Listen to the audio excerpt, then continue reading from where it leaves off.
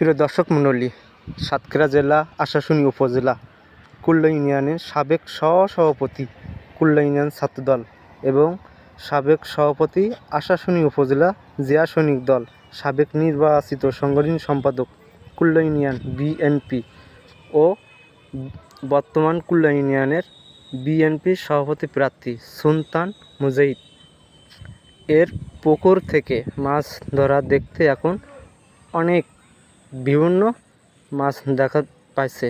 আশা করি আপনারা সবাই ভালোভাবে দেখবেন। দর্শক মণ্ডলী, বিভিন্ন ধরনের মাছ এখানে পাওয়া গেছে তার নিজস্ব পুকুরে, এবং আপনারা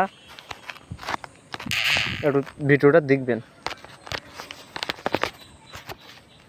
এর পাশাপাশি বলে যায় তার ভাই, চাচা, ভাইপো সবাই মিলে কিন্তু মাছ ধরছে দর্শক, এবং ওখানে বিভিন্ন ধরনের মাছ কিন্তু দেখা গিয়েছিল।